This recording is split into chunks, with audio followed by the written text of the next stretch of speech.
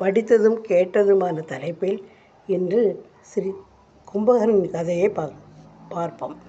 வாழ்வில் நாம் பலரை சந்திக்கின்றோம். அதில் ஒரு சிலர் நன்றாக மகிழ்வோடு வாழ்வதை பார்க்கும்போது அருகில் உள்ளவரிடம், அவனுக்கு என்னப்பா, அவன் வாங்கிட்டு வந்த வரம் அப்படி என்று சொல்கிறோம்.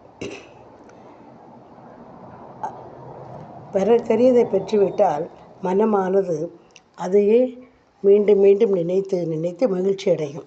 மனமானது சந்தோஷம் அடைந்தால் அந்த காட்சியை திரும்ப திரும்ப நினைத்து கொண்டு இருக்கும். யோகிகள், பக்தர்கள், ஞானிகள், மகான்கள், துறவிகள், ரிஷிகள் அனைவரும் எந்த அரிய காட்சியை காண காட்டிலும், மலை குகைகளிலும், நதிக்கரையிலும், ஆசிரமங்களிலும் தவம் செய்தார்களோ அந்த அரிய காட்சியை, தெய்வீக திருக்காட்சியை சஞ்சயர் வியாச பகவானுடைய மனதில் ஸ்ரீ கிருஷ்ணர் கீதா உபதேசம் சொன்ன கதையை காட்சியை என்று பார்க்கலாம். சூழ்நிலையில் நாம் அனைவருக்கும் கிடைக்கும் வாய்ப்புகளில் இது மிகப்பெரியது. சில சந்தர்ப்பங்களில் நல்ல வாய்ப்பு வரும்போது வெகு சிலரே இந்த அரிய வாய்ப்பை அடைகின்றனர். இதன் அருமை பெருமை சிலருக்கு தெரிவது இல்லை. பகவத்கீதையின் முக்கியமான இறுதியான ஸ்லோகம், எத்திர யோகேஸ்வரா கிருஷ்ணோ எத்திர பார்த்தோ தனுத்தரா தத்திர ஸ்ரீ விஜயோ போதிர் துருவா நீதிர் மதிர் மம. யோகேஸ்வரனாகிய பகவான் ஸ்ரீ கிருஷ்ணரிடம் வில்லேந்திய விஜயனும் எங்கெங்கு இருக்கின்றார்களோ அங்கே திருவும் வெற்றியும் செல்வமும் நிலைத்த நீதியும் உண்டு என்பது என் கொள்கை என்கின்றார் சஞ்சயா. நாம் எடுக்கும் எந்த காரியமும் வெற்றி பெற வேண்டுமானால் அங்கே 2 அம்சங்கள் ஒன்றிணைய வேண்டும். ஒன்று மனித முயற்சி, மற்றது இறைவன் அருள். நாம் எத்தனை முயற்சிகள் எடுத்தாலும் ஒரு சில முயற்சியை வெற்றி அடைகின்றது, சில தோல்வி அடைகின்றன. Human effort plus God's grace is equal to success என்ற அரிய சூத்திரத்தை இந்த சுலோகம் நமக்கு எடுத்து உரைக்கிறது. மனித முயற்சி ப்ளஸ் இறை அருள் இஸ் ஈக்குவல் டு வெற்றி. கடவுள் அருள் இருந்தாலும் ஒரு மனிதன் முயற்சி எடுக்க வேண்டும். நாம் பகவானிடம் அனைத்தையும் அளித்துவிட்டு அவன் கையில் செயல்படும் கருவிகளாக நமது கடமைகளை செய்வோமானால் நாம் வாழ்வில் வெற்றி அடையலாம். அமைதி, ஆனந்தம் போன்ற எல்லா வளங்களும் ஒட்டுமொத்தமாக வந்து அடையும். சுவாமி சிவானந்தர் போன்ற மகான்களில் வாழ்வு புகட்டு பாடமும் இதுவே. அவர்கள் தங்களை பூரணமாக பகவானிடம் ஒப்படைத்துவிட்டு தெய்வீக பாதையில் சென்றார்கள். சரி, இனி அவன் கேட்ட வரும் கதையை பார்ப்போம். கும்பகர்ணன் நீண்ட காலமாக தவம் ஏற்றி வந்தார். பிரம்மதேவர் இவருக்கு வரம் அளிக்க விரும்பினார். ஆனால் தேவர்கள் யாவருக்கும் விருப்பமில்லை.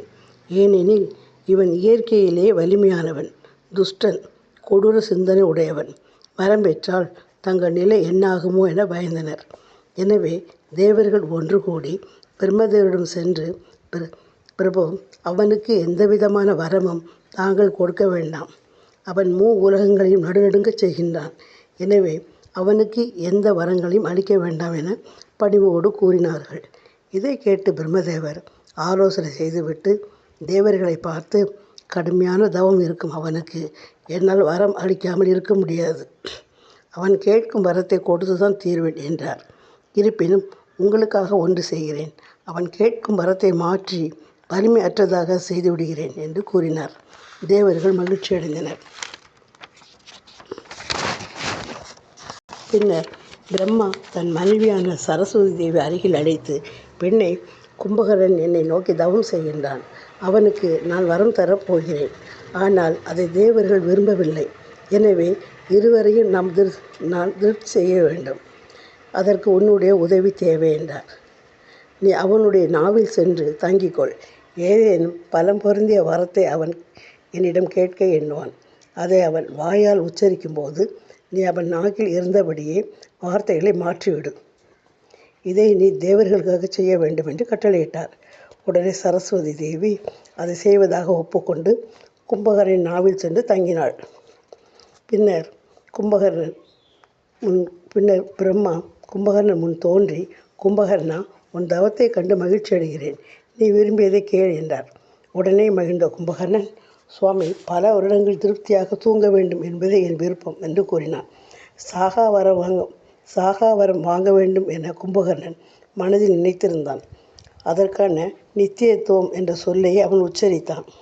ஆனால் சரஸ்வதி தேவி அவன் நாக்கில் இருந்தபடியே வார்த்தை பிறழும்படி செய்துவிட்டாள். எனவே அவன் நித்திரத்துவம் வேண்டும் என்று கேட்டான். அவன் சொன்ன வார்த்தையை கேட்டு பிரம்மனும் மகிழ்வோடு வரம் அருளினார். உடனே மறைந்து விட்டார். சரஸ்வதியும் அவன் நாவை விட்டு அகன்று விட்டாள். பின்னர் அதை பற்றி நினைத்த கும்பகர்ணன் மனம் வருந்தினான். ஒன்றை நினைக்க மற்றொன்றாய் முடிந்துவிட்டதே என எண்ணினான். அதற்குள் அவன் பெற்ற வரம் வேலை செய்ய தொடங்கியது. கண்கள் சுற்றியது. கொட்டாவி வந்தது. தூக்கத்தால் தள்ளாடியவனாய் விழுந்து தூங்கிவிட்டான். மன தூய்மை இல்லாதவர்கள் எத்தனை கடுமையான நோன்பு ஏற்றினாலும் அது அவர்களுக்கு பயன் தராது என்பதற்கு இது ஒரு எடுத்துக்காட்டாகும். இந்த கதை சுவாமி சொருபானந்தரால் சிவானந்தர் புக்கிலிருந்து எடுத்து எழுதப்பட்டது. சத்குரு சுவாமி சிவானந்த மகாராஜுக்கு ஜெய்.